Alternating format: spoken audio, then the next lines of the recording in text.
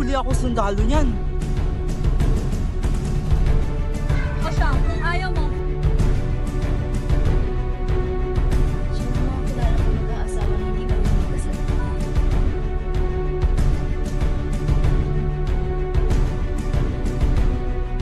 Ang katalinuhan ng mga siyentista ang gusto kong bigyan ng pagpapahalaga.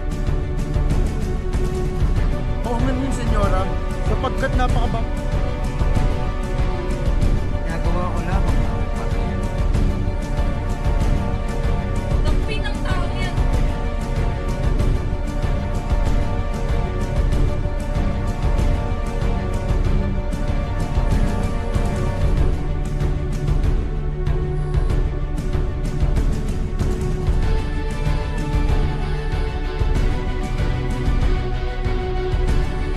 Kanino pa ba mamamagi kundi sa akin lamang?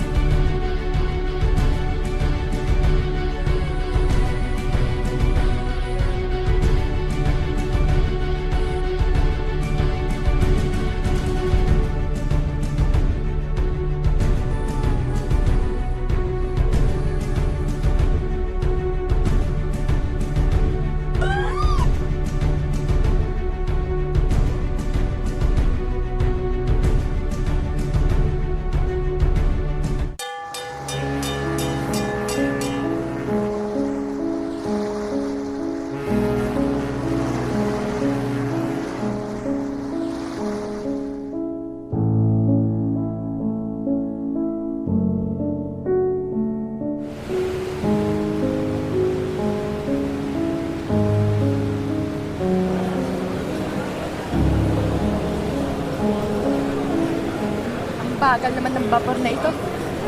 Kapitan! Kapitan! Bakit napakamahinaan ang takbo ng vapor na ito? Hindi ba maaaring bilisan ang takbo ng makina? Oo man yun, senyora, sapagkat napakababaw roon. Ang katalinuhan ng mga siyentista ang gusto kong bigyan ng pagpapahalaga. Sapagkat kung wala sila, wala tayong pagunlad. Kaya kailangan pag-aralan ng mga tao rito. Bensay, magtigil ka. Karansan lamang ang kailangan upang mapalinis ang ilog Pasig. Hindi na nila kailangan mag-aral pa ng siyensya. Hindi. Matalinong pag-iisip ang kailangan. Dapat mong isipin ang isang malaking suliranin. Ang likuliko at mabuhaging ilog Pasig.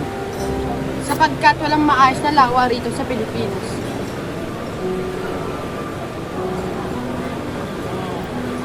Hanggang sa labasan nito sa lagusan ng Manila. Ang tuwid na kanal na ito ay magsisilbing ilog at ang nakuhang lupa ay itatambak sa lumak. Napaikli pa ang ating paglalakbay. O di ba, simple lamang. Ah, isang plano ng Yankee ang iyong naiisip.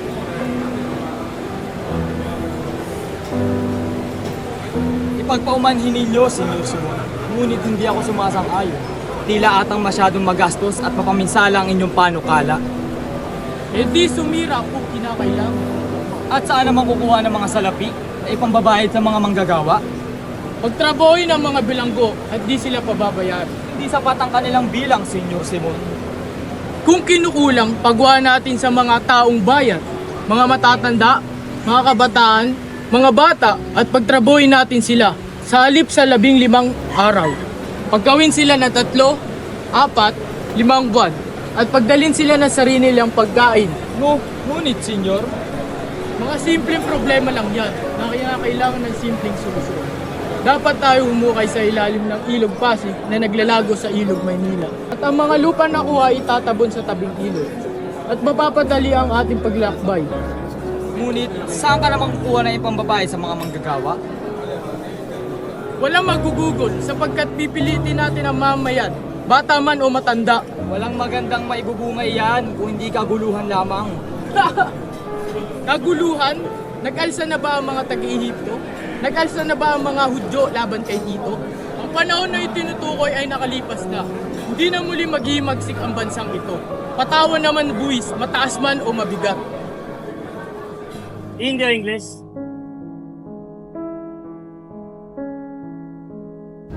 Basilio, kamusta naman si Kapitan Tiago? Mabuti naman po ang kanyang kalagayan. Mabuti naman, Basilio. Tungkol sa paaralan ng Kastila, hindi ako naniniwala na ito ay may isa sa katuparan. Nagkakamali ho kayo. Kung hindi ho ngayon, ay bukas namin makuha ang paintulot. Si Padre Irene na binigyan namin 2 kastanyong kabayo, ay nangako sa amin tutulungan kami sa Kapitan General. At saan naman kayo kukuha ng pera? Nagambag na po ang mga estudyante, pati na rin po ang mga propesor. Ang kalahati ay Pilipino at ang iba naman ay mga Kastila. Kilala niyo po ba si Makaraig? Kagaya ng layo ng pagtakbo nito, hindi na rin ganun kasama ang inyong ideya. Sana'y magtagumpay kayo. Pupunta muna ako sa itaas. Maiwan ko muna kayo.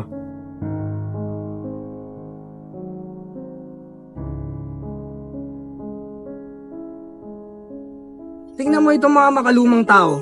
Lagi nila nakikita ang kahirapan sa lahat ng bagay. Papansin pa nila ang kakulangan kaysa sa kabutihan at nais nila maging maayos sa lahat ng bagay.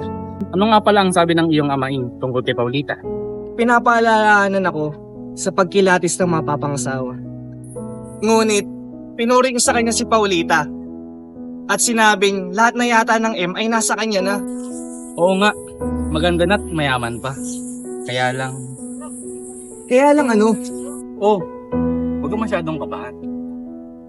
Ang ibig ko lamang sabihin, kaya lang, palagi niyang kasama ang kanyang tiyahin na napakamatungit.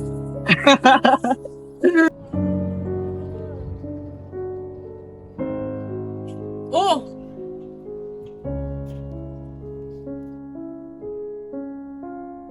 Magkakalapit lamang po ang aming bayan. Siya nga po pala si Sagani, Don Simon. Balita ko na dahil maraming mahirap na tao doon ay di sila makabili ng alahas. Hindi kami bumibili ng alas sapagkat hindi namin to kailangan. Bueno, mauna na ako sa inyo at iinom muna ako ng serbesa. Perdome.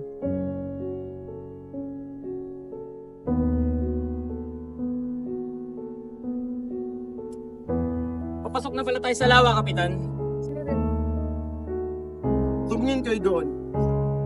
Ayon sa mga gwardya sibil na umabol sa mga tulisan, si Ibarra ay nakitang tumalon at lumangoy mula sa bangka. Sa tuwing lilitaw ang kanyang ulo, siya ay pinapaulanan ng bala. Si Basilio ay hindi na makita, ngunit sa dakong iyon ay punong-puno ng dugo. Kaya pala ang kanyang katawan ay...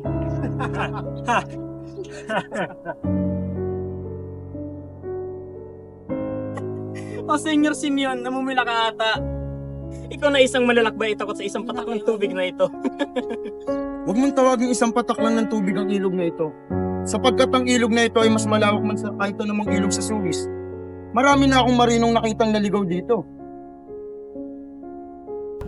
Nakakita na ako ng mga ilog at tanawin, kaya interesado lamang ako sa mga nagbibigay ng alamat. Mga alamat?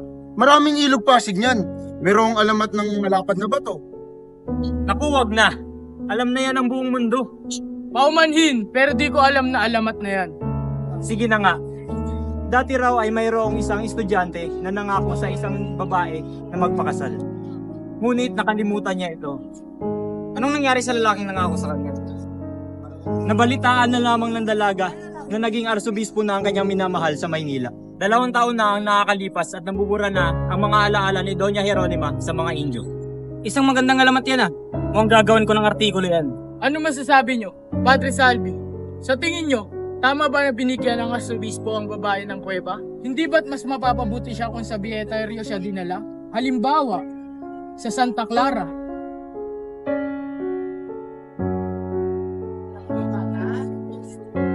Dahil hindi isang asal, Maginoo, ang pagbibigay ng isang kuweba upang matirhan ng isang taong binigo natin sa pag-asa. Mas marangal kung siya'y dinala sa Bieterio ng Santa Clara. Anong masasabi niyo? Kung maaaring husgahan ang inasal ng arsobispo. Ngunit kayo panreleyong gobernador ng simbahan na siyang tumatayo sa lugar ng arsobispo. Ano ang nangyari niyong gawin kung nangyari sa inyo yon? Katumbas ang sakit ng pagninilay. Ngunit dahil mga alamat ang pinag-uusapan natin, huwag natin kalimutan ang himala ni San Nicolas. Sige nga, tito, ikwento mo. Ate, ang ilog ay puno ng mga buhayang nagpapataob sa mga bangka sa pamamagitan ng makakanilang buntot. Napakagandang paksa para sa isang artikulo. Katangian ng halimaw, ang tubig ng ilog, ang mga palumpo ng damo, mainam na paksa ng pag-aaral ng relihiyon. Ako'y may katanungan. Maaari niyo tong isama sa inyong artikulo.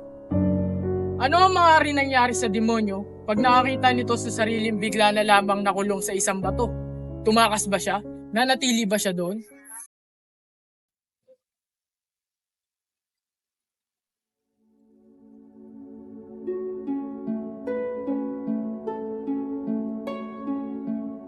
Ama! Ama! May namatay mo pang sulat galing kay Basilio? Oo. Ito. Ano kayang pakiramdam na makapag-aral sa Mahilo? Huwag kang mag-alala, anak. At sa isang taon ay makakapag-aral ka na rin sa Manila, katulad ng mga babae roon.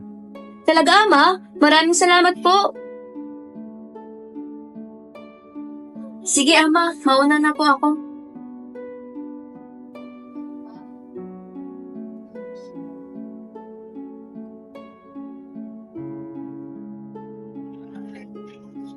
Anong problema, anak? Ang mga praile, ama. Tumataas na ang singil nila sa pinagsasakahan kong lupa. Git na malaki ang iyong magagastos kung lalaban ka sa hinaharap mo na kaso. Mabuti pa ay bayaran mo na lamang ang hinihingi nilang renta. Ngunit ama, sila yung maabuso na. Magpaumanhin ka. Ipagpalagay mo na lamang na ang iyong salapi ay nahulog sa tubig at sinakmal na isang malaking buwaya. Hindi! Walang sino mang dayuhan na makakaangkin sa aking lupa. Lupa ko ito. Ibibigay ko lamang ito sa sino mang makakapagbibigay ng kanyang dugo. Buhay ko ang puhunan dito. Dapat buhay din ang kabayaran. Plano mo ngayon. Dadalhin ko ito sa Kumar, ama. Ipinaalala ko lamang sa iyo na kung sino man ang mananalo sa korte ay nahuhubaran sapagkat ipinagbibili ng nasasakdal ang kanyang kasangkapan pati ng kahuli-huli ang kasuotan. Ba't pa tayo pinanganak, ama? Ayon lang din namang mamamatay. Sino yan? Nasaan ang 200 piso? Anong 200 piso? Akin ang lupang ito. Dakpin ng taong yan! Ama! Ama! Ama! Ama! Ama!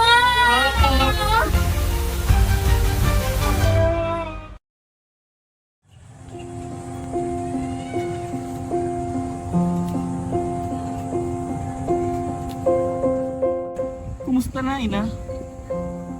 Tagal-tagal na rin po, ha? 13 taon na rin po ang nakararaan. Pero sariwa pa rin ang lahat dito sa isipan ko. Matagal na, ngunit ramdam na ramdam at naaalala ko pa rin ang sakit na dulot ng nakaraan.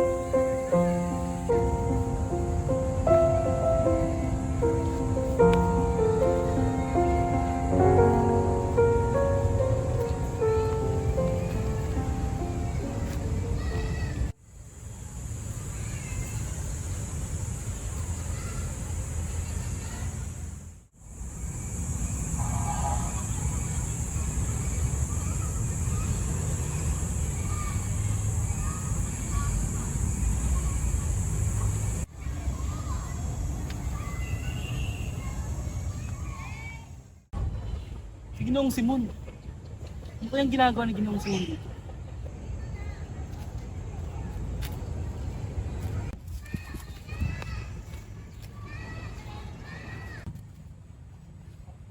Ginoong Simon, ano pong may tutulong ko sa inyo? Anong ginagawa mo sa gubat na ito? Kung naaalala niyo po, dito po sa puwak na to tayo nagkita. 13 taon na ang nakararaan. At nagbigay po kayo sa akin ng isang pakikiramay.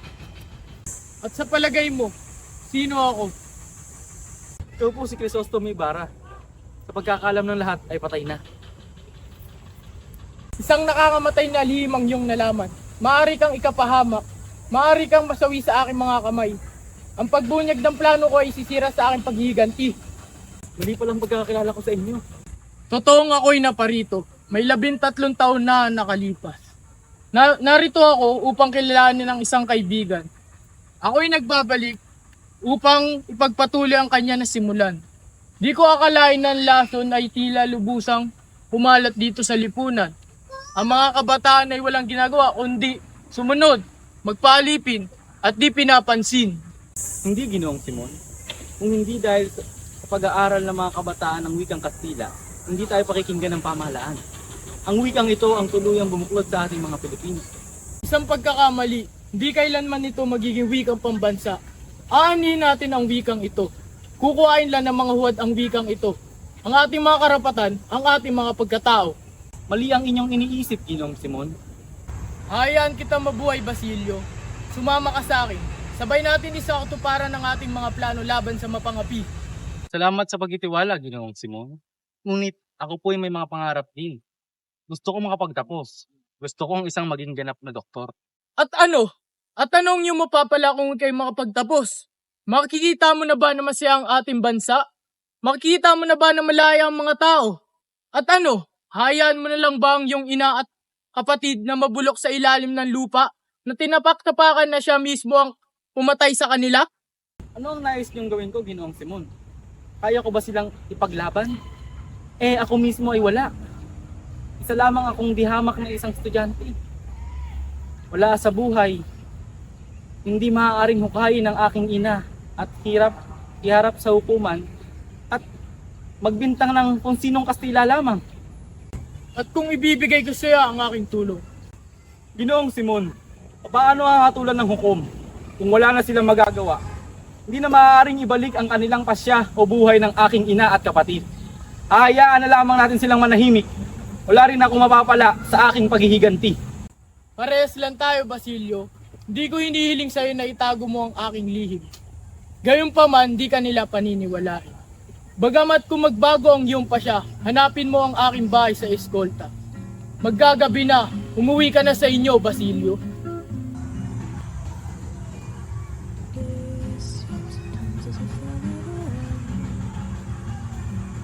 Bahala na. Mamatay ang mahihina, matira ang malalakas. Konting tiis na lang, makukuha ko na ang tagumpay. Konting tiis na lang.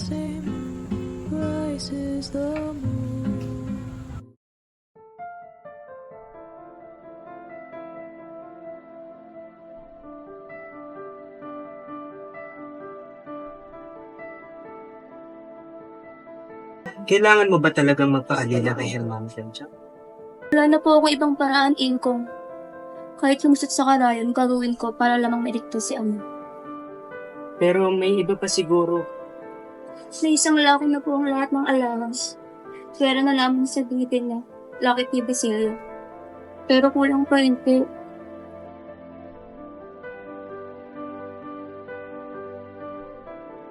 Gabi na po, Ingkong. Matulog ko na po.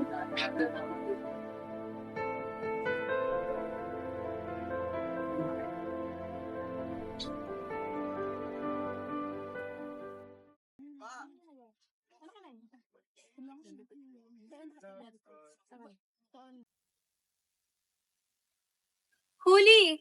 Halika dito.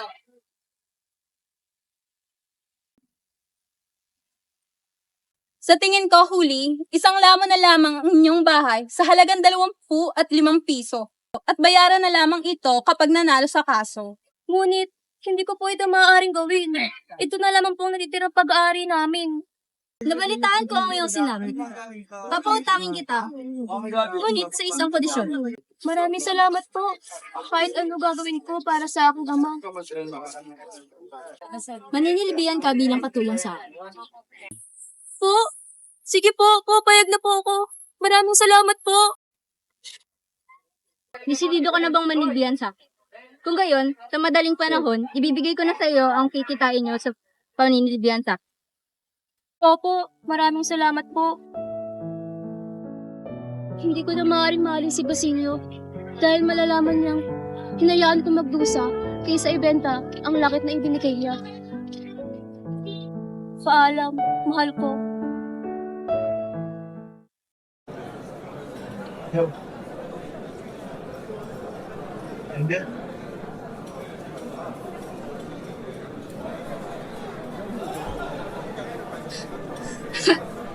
Talaga napakabait sa akin, Tadhana.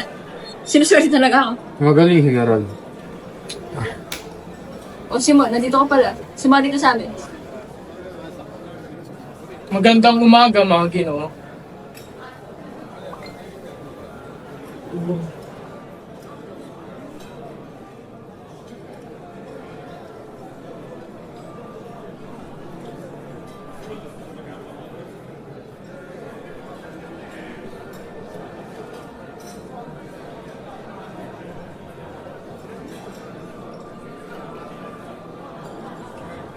Magandang umaga.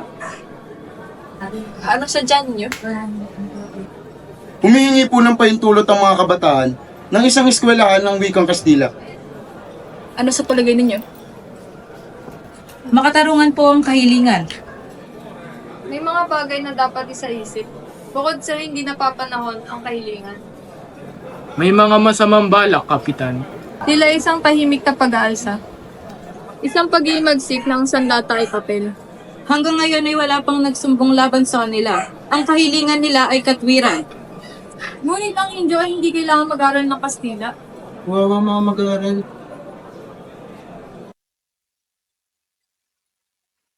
Mga Ginoo, kapag pagbukas na natin ang talakayan, gusto ko na mag-answer. Kamahalan, ang anak na dalaga ni Kabesang Tales ay nasa bilangguan. Bueno, pakawalan siya. Sa wakas, mapapasakin na si Huli.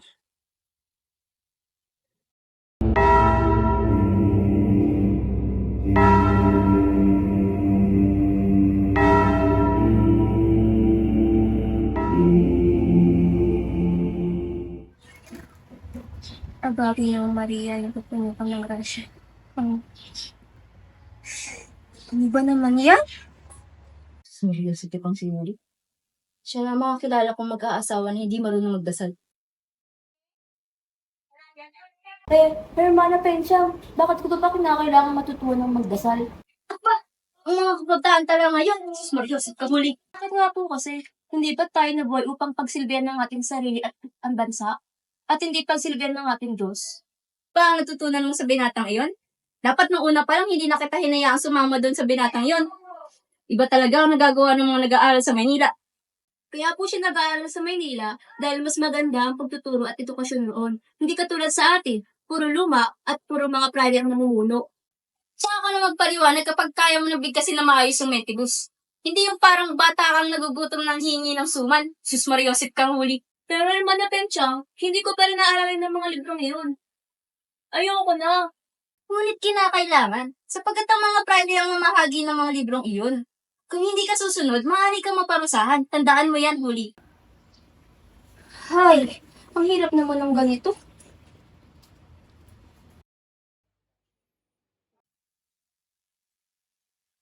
Oh, ikaw pala, Senior Simon. Hindi ka, pumasok ka. Maraming salamat, Kabesang Tales. Kung hindi nyo mamasamain, Senior Simon, bakit ang dalami yung dalang gamit? At saka para saan ang kaunay yan? Ah, ito ba? Ito ang aking mga alas na aking tinitinda. Oh, kayo pala. Halina't pumasok kayo. Hihintay na kayo ni Senior Simon. Salamat. O binibining sinang, hindi ka ba papasok? Maaari po bang dito na lamang sa labas, Kabeta? Naku, baka anong mangyari sa'yo dito, binibining sinang. Baka mayari ba ako sa iyong ama? Halina't pumasok ka, binibining sinang. Paghahanda kita ng makakain at maiinom. Maraming salamat, ngunit nakakahiya. O siya, papasok na ako at nangangaray na ang aking mga paa. Malayo-layo rin ang aming pinanggalingan. Maraming salamat muli, Kabesang Tales. Ang ganda naman ng mga ito, Senyor Simon. Meron daw pang sing-sing na may brillantes para sa mahal na berde ng antigo. Sa aking pagkakatanda ay meron. Ito, Ayun. kayo, wala ba kayo may pagbibili? Ang lahat ng alahas ng aking anak ay naipagbili na. At ang mga natira ay wala nang masyadong halaga. Ang Agnes ni Maria Clara? Oo. Iyan ay isang langit na may brilyante at esmeralda. Natatandaan ko na isinusuot yan ni Maria Clara bago pa siya maging long hair. Kung ako sa'yo, itatago ko yan na parang isang relikya. Ang mga nakakita kay Maria Clara sa kumbento ay nagsasabing siya ay payat na at hilang-hila. Kung pinagpabalagay na siya ay mamamatay na santa, mataas ang tingin sa kanya ni Padre Sadri. Ito rin siguro ang dahilan ni Huli kung bakit hindi niya pinagbebenta ang Agnos. At mas pinili niya pang isang lakan niya sarili. Kabesang Tales, Ginoong Simon, maraming salamat ngunit kami ay mauuna na.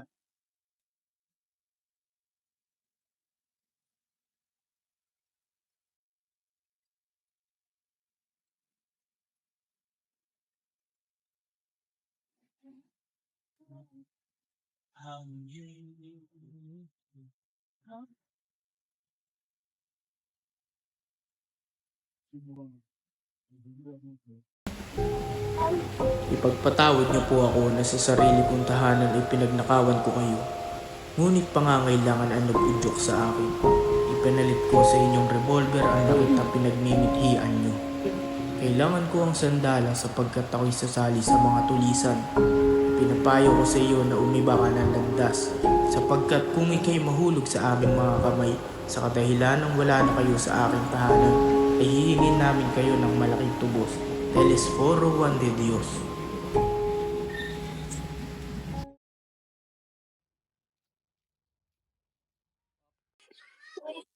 Mabes, talas! Lumabas ka riyan! O ikaw pala, Ginoong Simon, anong ginagawa mo dito? Hindi ba rapat kayo ang tinatanong ko ng ganyan? Andito kami para ulihin si Kabesan Tales, sapagkat may nabalitaan kami na patay niya kagabi. Nakakagimbal, dahil pati ang kanyang asawa ay nakayanan niyang patayin. Ngunit wala rito si Kabesan Tales. Sinungaling, kailangan namin nalugugin ng bahay, kaya tumabi ka sa aming daraanan.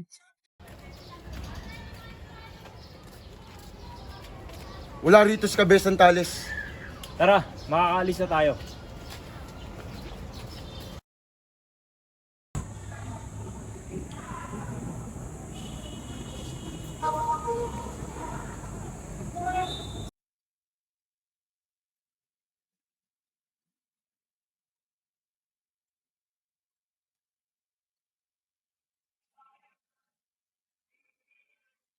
Kaninang umaga ay nakipagkita kay Pandagiri. Sinabi niya nangyari sa Los Baños. Ang lahat daw ay tutol.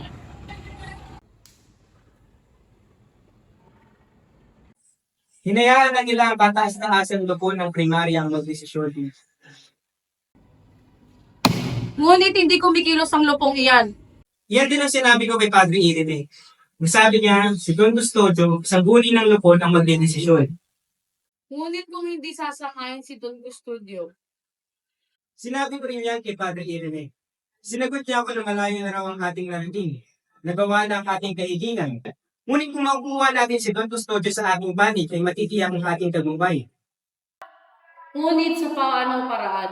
Dalawang paraan ang sinabi sa akin ni Padre Irene. Ang incheck na si Quiroga, Huwag kay Quirogang Inchik. Maaari naman tayo nulapot kay Ginoong Pasta. ang abogadong tagapagpayo ni Don Custodio, Oo, siya nga. Sa pagkakaalala ko dati siyang kamag-aral ng aking mama. Ang problema namin ay, paano natin siya malalambitan? At baka makiusapan si Don Custodio, na ito pa rin ang aking line ng mapatayin itong paanan. Hindi ba't si Ginoong Pasta ay may kalaguyang isang mali-mali? Wala na bang ibang paraan? Bukod sa magbibigay na naman ng bagong yung kalagay. Huwag kang maate, may sabi nga ako doon. May kilala akong babae, si Matea. Huwag naman. Meron pa naman siguro mas magandang paraan.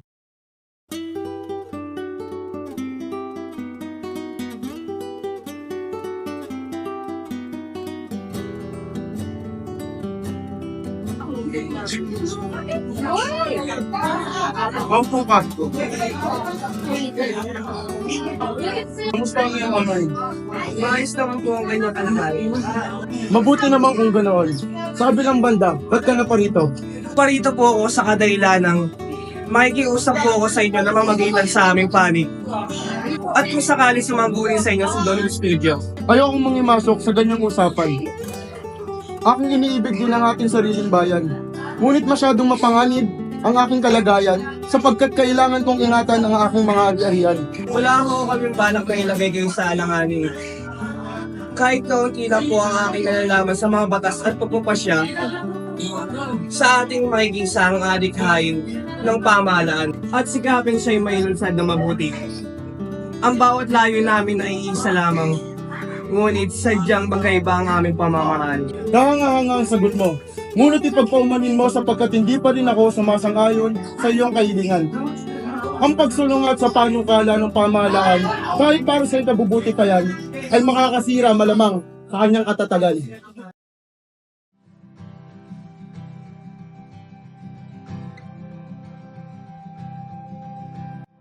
All I want is nothing more Ginoong Simon, maupo po kayo.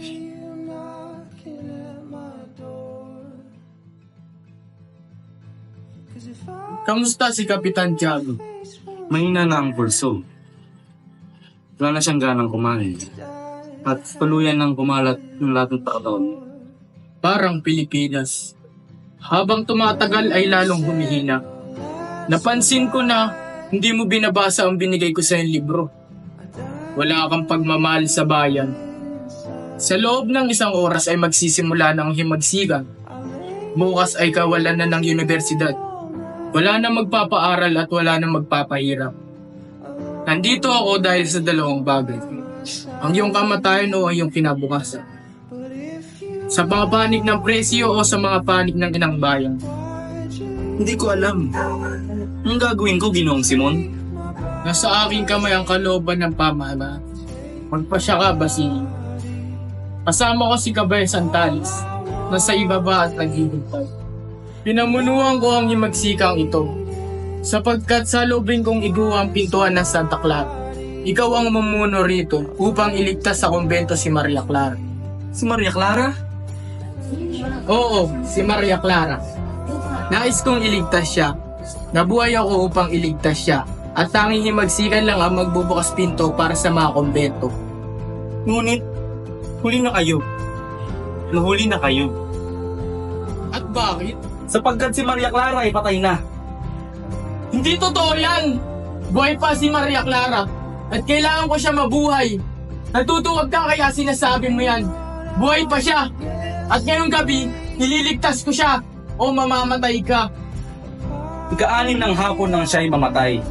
Naparoon ako sa kumbento upang makibalita ng sabihin nila sa akin lahat. Narito ang sulat ni Padre Salvi na ipinadala kay Padre Rene. Dahil sa sulat na yan, kaya naghihinagpis si Kapitan Tiago. Imas sentido persame. Ginoong Simon.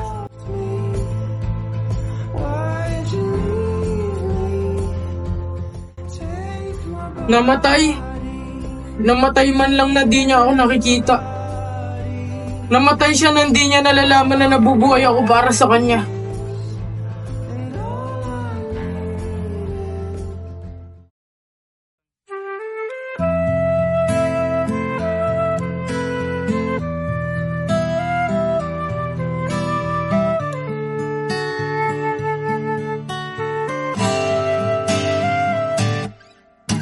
Tungalay kong arana para sa dalagang walang kasing ganda.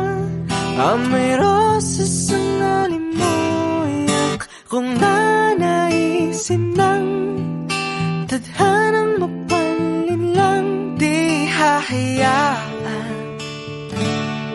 mawala pa tong liham na umaasang mata mong makabasa. Handang gawin lahat maging pamilya'y hiligan.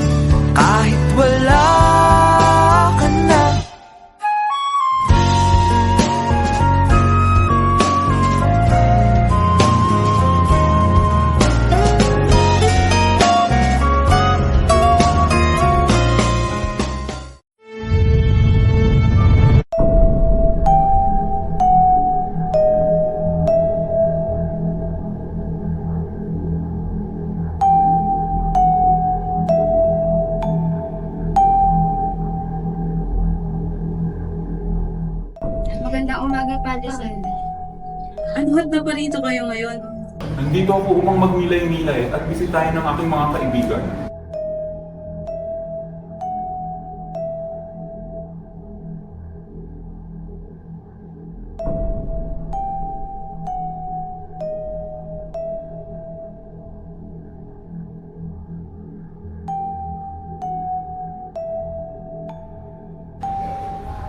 Maria Clara, nandito ka lang pala. Anong ginagawa mo rito? Masama ba bumisita ang kumbensor sa silid ng kanyang pinamumunuan? Kaya ako pumasok sa kumbento upang malayo sa ingay at gulos ng realidad. Sa palagi mo ba matatagpuan mo ka habang buhay? Bitawan mo ako! Lumayas ka!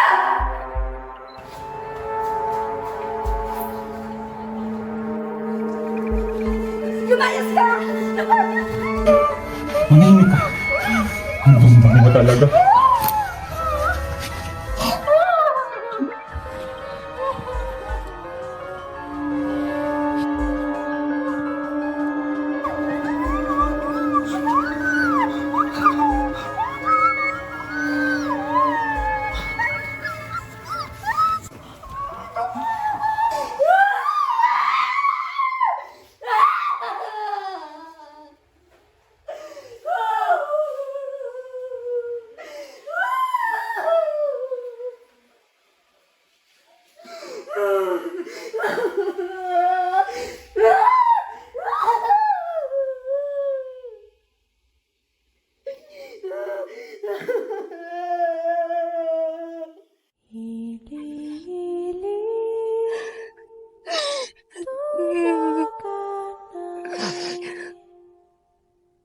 Ano at ako yung nilang numikakambal na sumpa.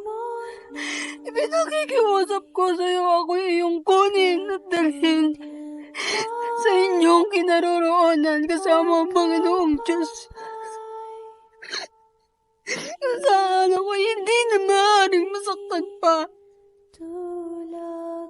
Ang aking ina, sunduin mo na ang iyong mugtong na anak kasama ang mga santo at mga anghel. Lubusan na mula sa isayang aking buhay.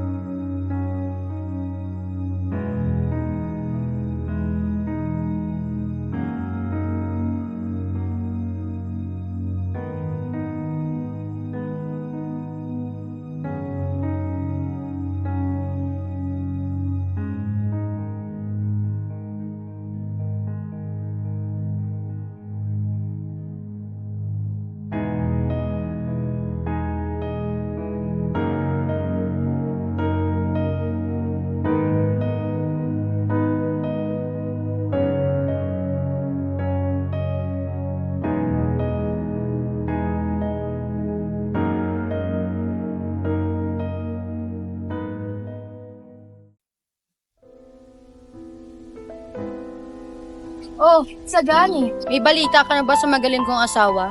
Wala ho akong balita. Sabihin mo sa kanya, tatawag ako ng Guardia Civil. Sa buhay o sa patay, kailangan siyang makita muli. Di na ako makapag-antay ng 10 taon upang maikasal muli.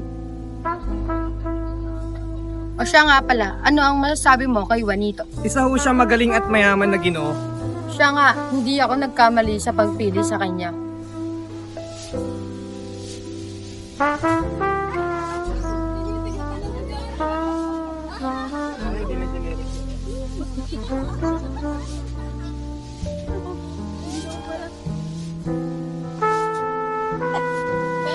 Ang aking ane ang umiibig sa kanya.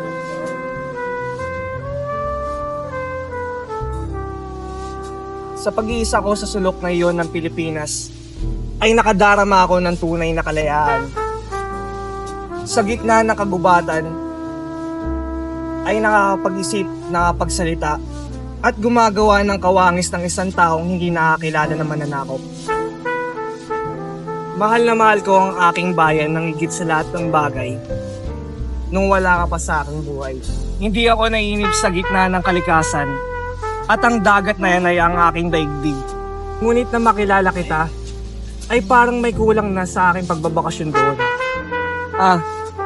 Kung makakarating ka sana sa Pook na yon kahit minsan, ang aking kagubatan ay magiging isang paraiso.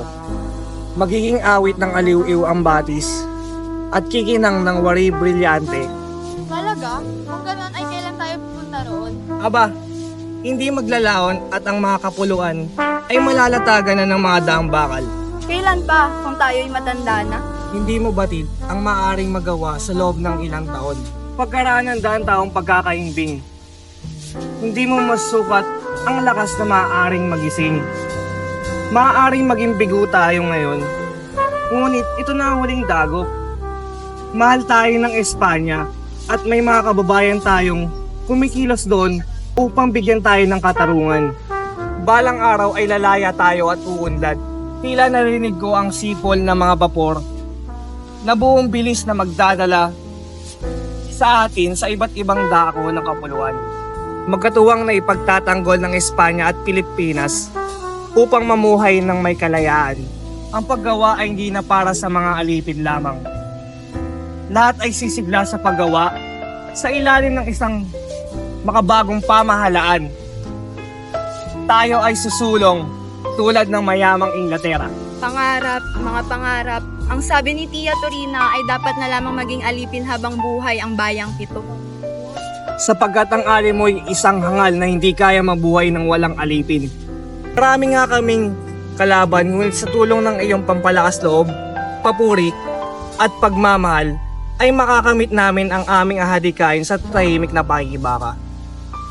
Eh paano kung wala kayong mapala?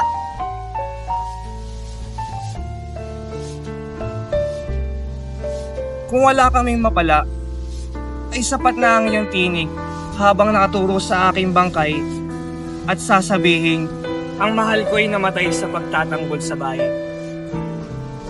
Halika na iha, baka ikaisipon eh.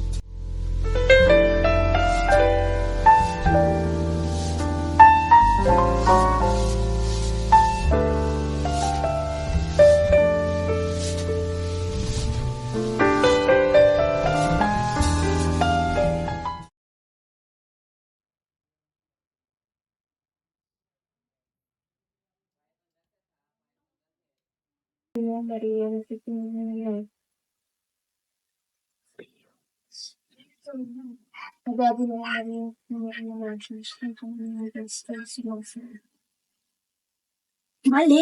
Isa pa! Santa Maria, ina ng Diyos. Sino mo ito? Ulitin mo!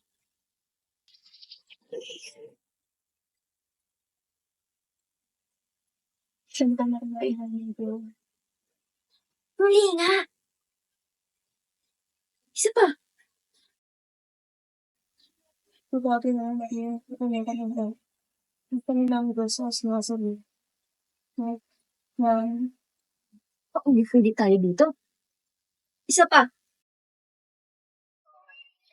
Anong ginagawa mo dito? Gusto po ako para kitain ang aking kaibigan sa mga. Anong pangalan ng binatilyo? Pasigo.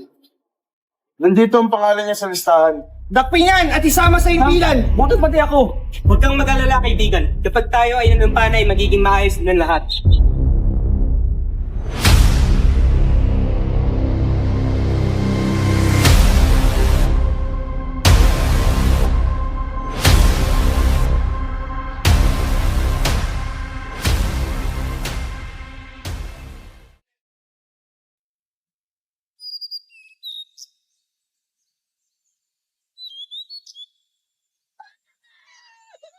Sabi pa lang nga. Ako na ba yan? Puto, tignan ka yan nga.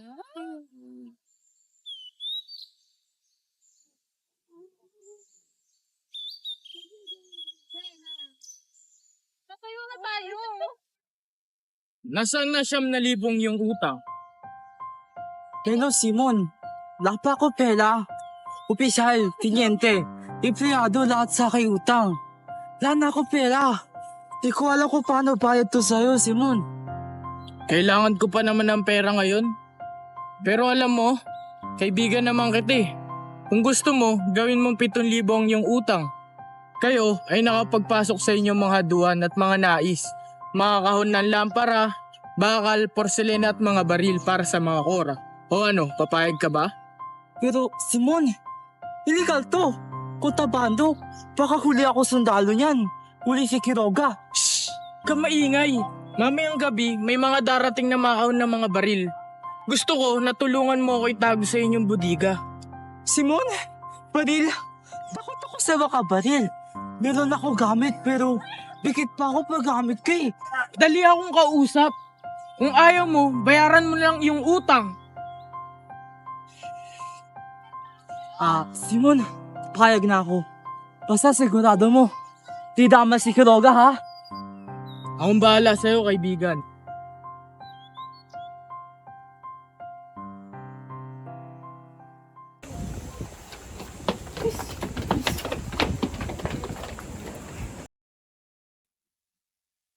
Huli, napalitaan mo ba na hindi na si Basilio?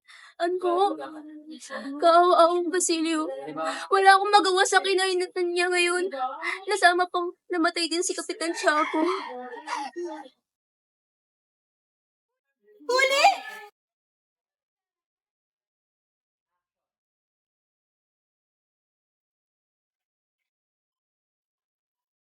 Huli? Kamusta ang iyong pakiramdam, Huli? Naman na, Bari. Anong nangyari? Ika'y nawalan ng malay. Ako'y nag-alala. Lumana, Bali. Hindi ko na alam aking gagawin. Nung nito na ako. Una, ang pagkabatay ni Kapitan Tiago. Tapos ngayon, si Basilio. Ang aking kasintahan. Walang mangyayaring himala kung ika'y tatangis lamang, Huli. Ngunit isang paraan lamang ang alam ko. Kahit kayo na tayo tumingi ng tulong, kay Padre Camora pa rin ako tinutulong lumapit. E di atin ang subukan. Di ka naman siguro pagnanasaan noon sapagkat ika'y aking sasamahan. Ngunit, natatakot po ako. Hindi kaya ng aking buti ang hindi niyong kapalit. Kung sa ganun, hahayaan mo na lamang ba na mamatay si Basilio? Nasa huli ang pagsisisi, Huli. Hindi ko po alam. Maaari mo ba akong bigyan ng isang araw para makapag-isip? O siya, sige.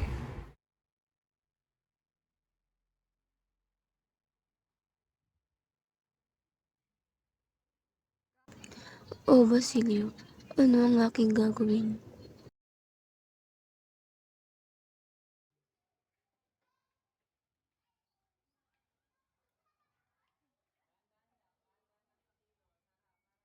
Hermana Pali, ayoko nang ituloy ito. Hindi ko kaya. Huwag kang mag-alala, Huli. Hindi kita iiwan.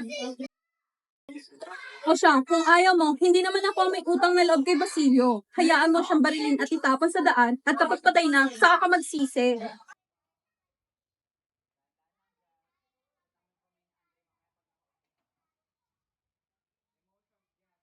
Para bang pati si Hermana Bali ay hindi ako paniniwalaan. Tila ba hindi niya matim na ang isang kura na kagaya ni Padre Camora ay kayang gumawa ng isang kapangasan na isang demonyo lamang ang makakagawa. Dahil sa duloy, ako isang mahirap na taga-bukid lamang.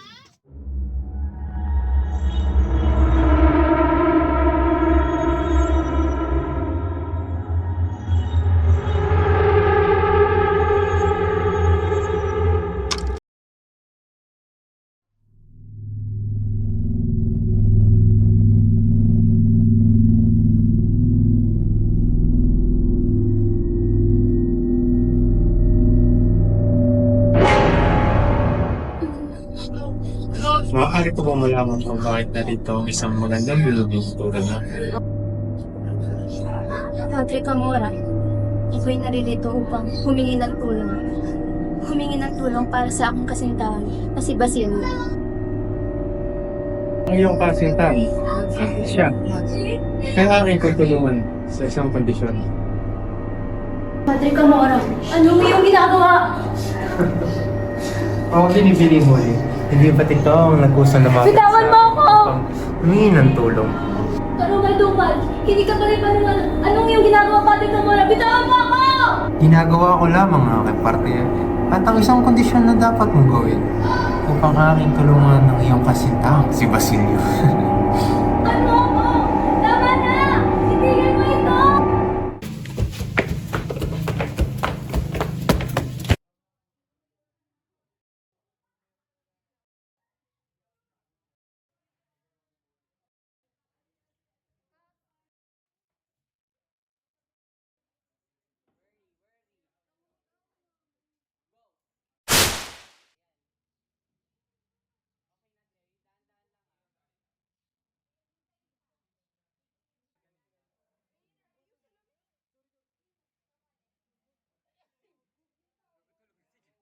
Huli! Huli! Oh, Diyos ko! Huli! Huli! Huli!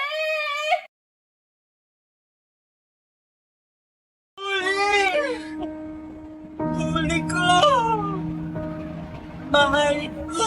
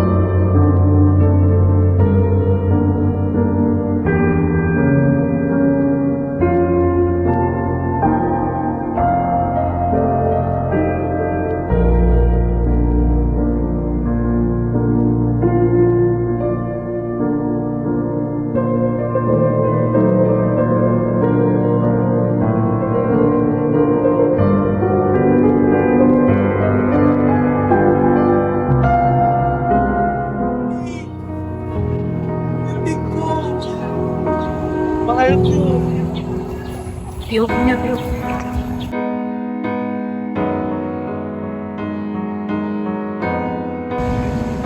Pupunta siya kay Padre Camora upang hingin ang kalayaan mo. Ngunit hindi namin nabatid na doon na pala magwawakas ang kanyang buhay. Nakikiramay ako sa'yo.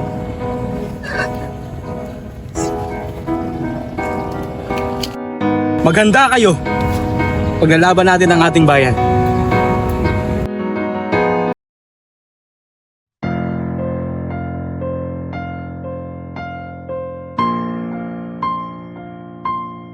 Anong ginagawa ng magandang binibini sa tahimik na hardin, sa maingay na kasiyahan? Isagani, ano't nandirito ka? Bakit ganyan ang iyong tanong, binibini? Hindi ba normal sa kagaya ko na magpunta sa ganitong kasiyahan? Hindi yun ang nais kong iparating, Isagar. Ako'y sumama sa isang kaibigan. At kung hindi mo tatanungin, ang kaibigan kong ito ay isang marangya na kayang piliin kung sino man ang kanyang gustong pakasalan. At ano ang iyong pinupunto, Ginoo? Diretsuhin mo na lamang ako. Nabalitaan ko ang isang malaking pagdiriwang na gaganapin sa susunod na araw. Totoo, ako'y nakatadhana ng ipakasal sa isang Ginoong. Mayaman? Ngunit ang aking tiya ang may gusto. Kailangan kong sundin ang aking tiya. Kung ganun, ay wala na akong dapat pang gawin kundi tanggapin ang lahat para lang sa iyong kasiyahan.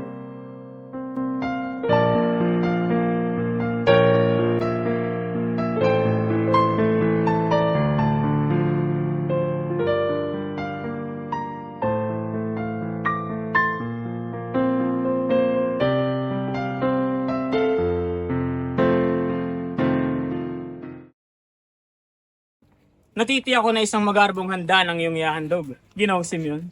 Yun ang aking balak. Ngunit wala ako isang malaking lugar upang pagdausan na isang malaking piging. Sayang naman pala, Eh di sana kayo nakabili sa bahay ni Kapitan Tiago at hindi na si Don Timoteo Pilais ng libre. Ngayon, tignan mo, ikakasal na ang kanyang anak sa isang mayaman na si Paulita Gomez. Ganun talaga, may mga tao talagang swerte. Kung sa bagay, mabuti na rin at si Juanito ang kanyang papakasalan at hindi sa isang hamak na si Isagani. Marunong din mag-isip ang babae. Alam niyang hindi niya kaya ang buhay mahirap.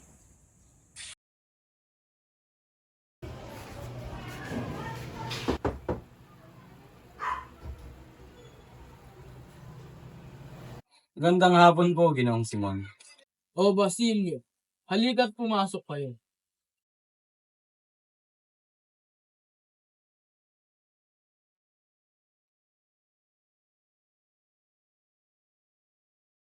Ginoong Simon, sa akong masamang anak at kapatid, nakalimutan kong pinatay ang aking kapatid at tinahirapan ang aking ina. Ngayon ay pinaparusahan ako ng Diyos. Wala na akong ibang naramdaman kundi galit at paghihiganti. Kahit na may himagsikan ay hindi ako nakialam. Nabigo sila at ako'y nakulong. Kahit na wala akong kasalanan, iyon ang parusa sa akin. Nandito ako ngayon dahil sa inyo. At ngayon ako'y handa na. Handa nang ipagtanggol ang ating bayan. Bigo ang Diyos at wala na sa akin. Oo, susulong ang aking mga desisyon. Sapagkat sa tulong niyo tayo magtatagumpay. Ito'y mga aswing na iambak ng mga agagawan ng mga mapang-api at walang katwiran.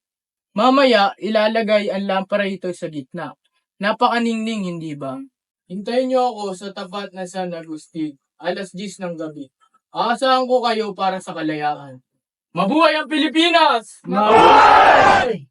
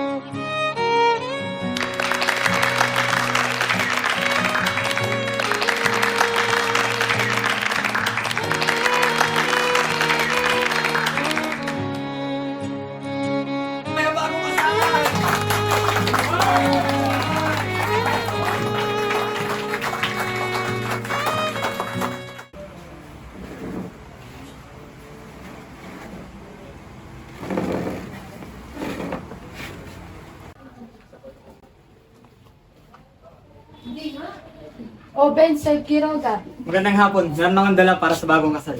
Magandang hapon, Donya.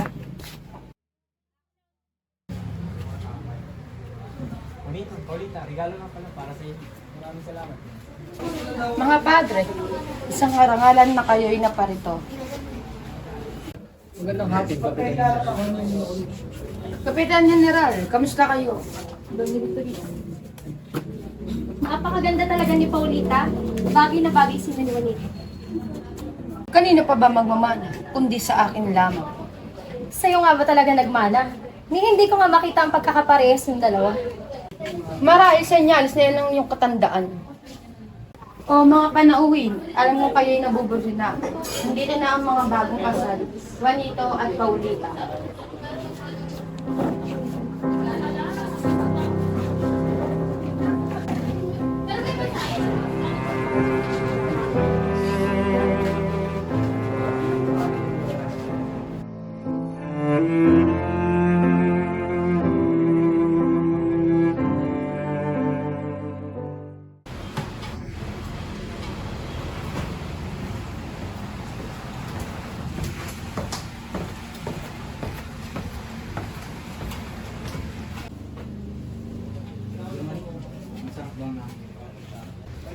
O Ginoong Simon, samahan mo naman kami. Magandang hapon mga kaibigan. Isang regalo para sa bagong kasal. Naway pagpalain kayo ng Diyos na maraming anak. Napakagandang lampara naman ito. Maraming salamat, Don Simon. Papasukin niyo ako. Ilikat ko sila. Hindi ka maaari pumasok dito. Tignan mo ang iyong kasawatan. Si Basilio, bakit siya nandito? Babalik mo na ako sa ating mga kasama.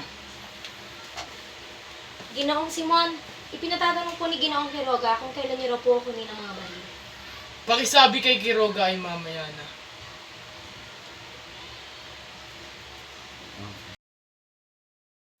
Ako nang bahala dito, mamaya na. Basilio, ibanda ka para mamaya. Mga kababayan, ngayong gabi din ay sisibol ang lahi na di na magpapapi sa revolusyon! Mabuhay! Mabuhay! Mabuhay! Yung ginagawa mo rito, umansa tayo rito. Bakit ako aalis? Gusto mo bang mamatay? Ang lamparang iyon ay may lamang pulbura na kahit anong oras pwedeng sumabog. Ngunit iba na siya bukas. Naway igabayan ka na may kapal, kaibigan.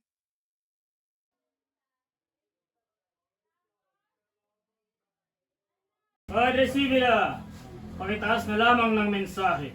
Sa isang saglit lamang.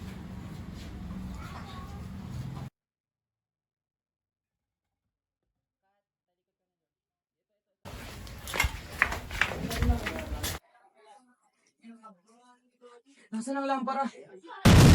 Palakas na tunog yun.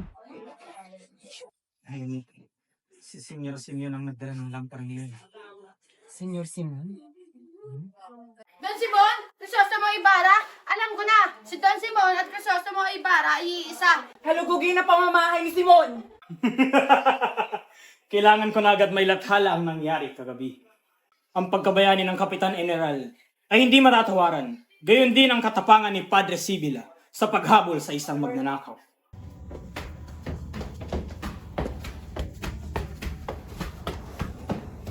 Pasensya na po, Ginoo. Ngunit hindi pinapayagan na ilathala ang inyong pahayag. Sapagkat ayaw ng Kapitan General na may lumabas na kahit anong balita ukol sa nangyari sa nakaraang kasalan. Hindi maaari. Ang ganong dahilan ay may hahalin tulad sa pagpatay ng isang anak na maganda at matapang na dalaga. Ang ganong karaming paghihirap ay hindi pwedeng walang gantimpala sa Diyos. Ang mga tulisan ay nahuli at sinabi na ang may pakanan ng lahat ay isang lalaking kamukha ni Simon sa kanilang pagkaalarawan. Kailangan mahanap ang mag-aalahas na si Simon. Siya ang may pakanan ng lahat ng ito. Mga kawal! Magsiyanda kayo! Paputukan ng mga katipunerong yan!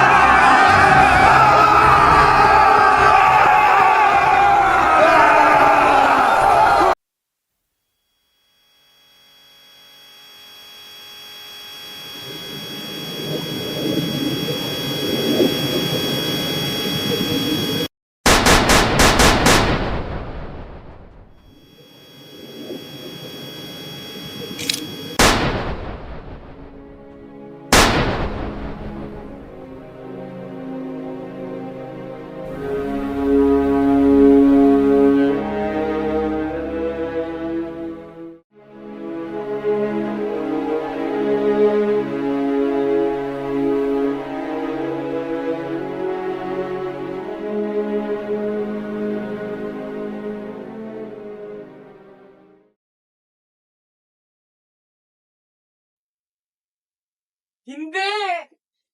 Hindi ito maaari. Dapat tagumpay ang aking plano, di ganti. Dapat namatay silang lahat.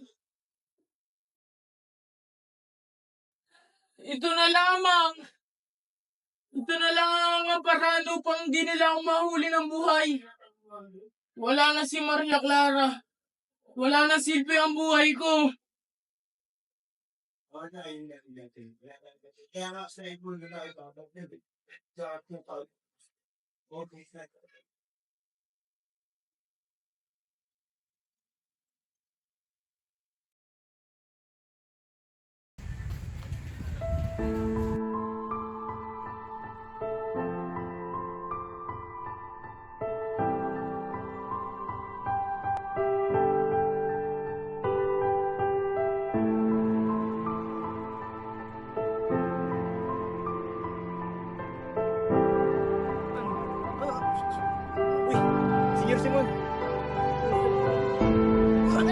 Senyor Simon.